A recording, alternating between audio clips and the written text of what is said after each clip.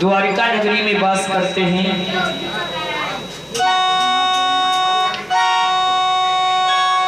पांडवों का राजस्व यज्ञ भगवान पूर्ण करवाते हैं। समय आगे को बढ़ता हुआ चला गया। प्रियभक्तों, द्वारिका नगरी में रहकर भगवान कन्हैया अनेक प्रकार की लीलाएं करते हैं। प्रियभक्तों, तो वही द्वारिका पुरी में कि सत्राजित यदुवंशु में था एक परम सुजान, और करता था जो सर्वदा सूर्य देव का ध्यान। सत्राजित नामक एक यदुवंशी है, सत्राजित, जो सूर्य देव की तपस्या करता था। उसने बहुत दिनों तक सूर्य नारायण की तपस्या की, पूजा की है। तो श्री सूर्य देव के द्वारा ही अरे उसने सुंदर मणि पाई थी।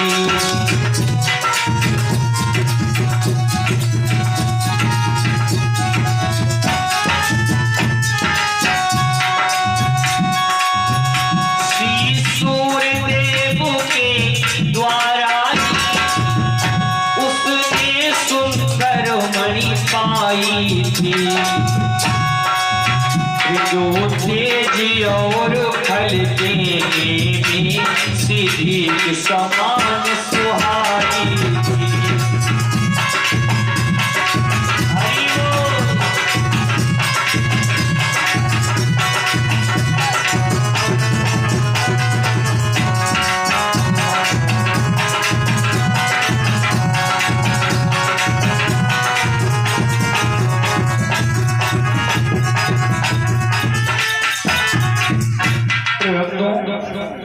जब सत्राजित सूर्य नारायण की उपासना करता है, सूर्य देव को डेली अर्घ देता है, तो सूर्य नारायण उससे प्रसन्न हो गए और सूर्य नारायण ने उसको एक मणि प्रदान की। मणि, जिस मणि का नाम है स्यमंतक मणि। स्यमंतक मणि के बारे में बताया जाता है, वो मणि प्रतिदिन 60 भार सोना देती थी। सत्राजित भैया, 60 भार सोना की अलग बात।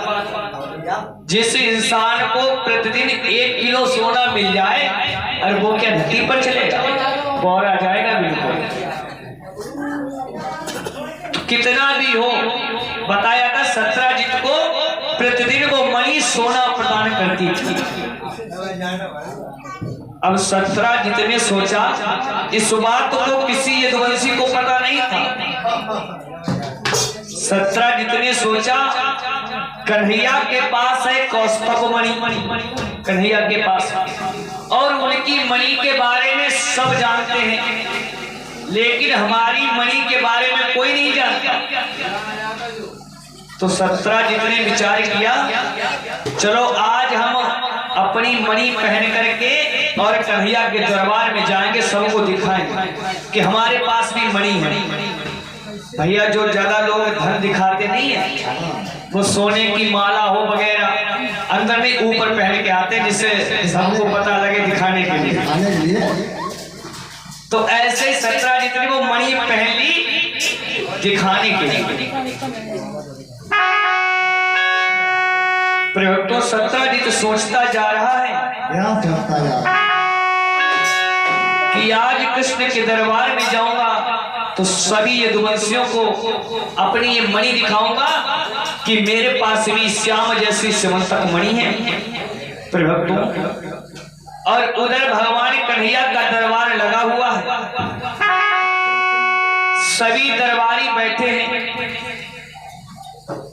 तो जैसे ही सत्राजित उस दरबार में आया, तो उस मणि के प्रकाश के सामने सूर्य नारायण का तेज फीका पड़ गया। इतना प्रकाश है उस मणि के अंदर, एकदम से रोशनी ही रोशनी पूरे महल में फैल गई।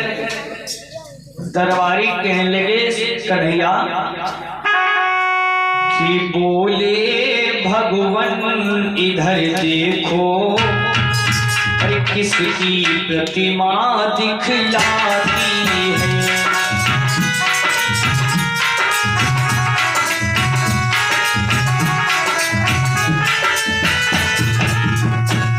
कन्हैया लाल बोले भगवान इधर देखो, किसकी प्रतिमा दिखलाती है। जिसके आगे सूरज की भी छवि पड़ती जाती है।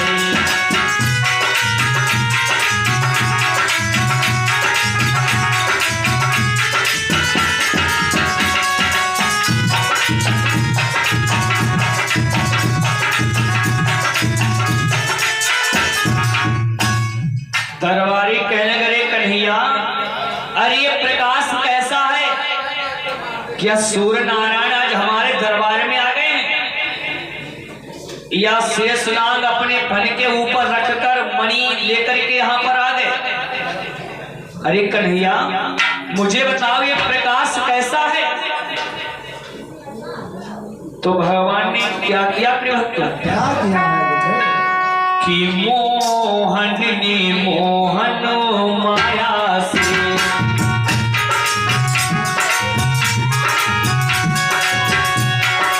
आज मोहन ने मोहन माया से बातों में ही मुस्कुरा दिया।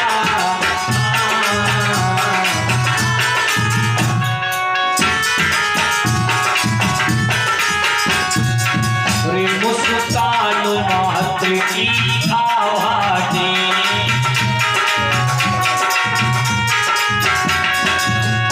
मुस्कान मात्र की आवाज़ें उस मणि को जुगनू बना दिया।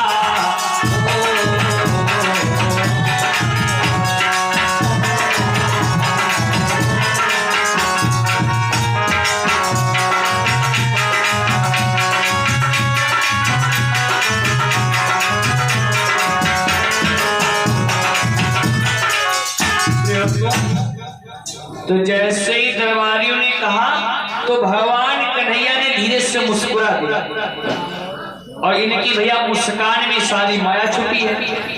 तो जैसे ही मुस्कुराने तो उस मणि का प्रकाश जुगनू के समान हो गया, बिल्कुल प्रकाश गायब हो गया।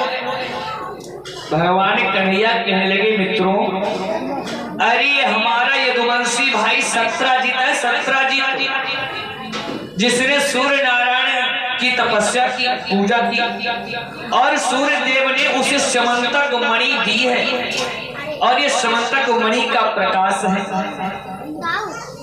जैसे ही सत्राजित दरबार में आया तो सभी दरबारी एक दूसरे से कहने लगे भैया क्या कहने? देखो ये तो मणि श्याम के पास होनी चाहिए थी। अरे श्याम है यहाँ के राजा, और राजा के पास ऐसी मणि होनी चाहिए। भगवान कन्हैया कहने लगे भैया ये तुम्हारा भाव अच्छा नहीं है। अरे किसी ने तपस्या करके कष्ट उठा के और कोई चीज प्राप्त की होगी, और वो दूसरे को कैसे मिल जाए? भगवान कन्हैया कहने लगे दरबारियों ऐसा लालच मणि में मत लाना। तो दरबारी सत्राजित से कहने लगे भैया सत्राजित ऐसा करो, ये मणि तुम कन्हैया को दे दो। अरे ये मणि जब रोज इतना सारा सोना देती है तो तुम इतने सोने का क्या करोगे? अरे थोड़ा बहुत दान करते रहो तो तुम्हें पुण्य मिलेगा बहुत। सत्राजित कहने लगा हम क्यों दे? अरे हमने तपस्या की, हमने कष्ट उठाया, और हम ये श्याम को क्यों दे दे? वास्तव में प्रभु कोई ऐसे होते हैं भैया लोग जिनके यहाँ पर धन तो अपार होता है, भगवान अपार धन देते हैं, लेकिन दान करने में बहुत कंजूस रहते हैं। कैसे?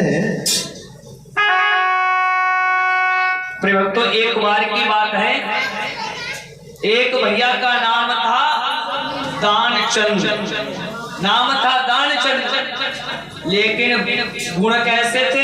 बिल्कुल नाम के विपरीत, बहुत बड़े कंजूस। आज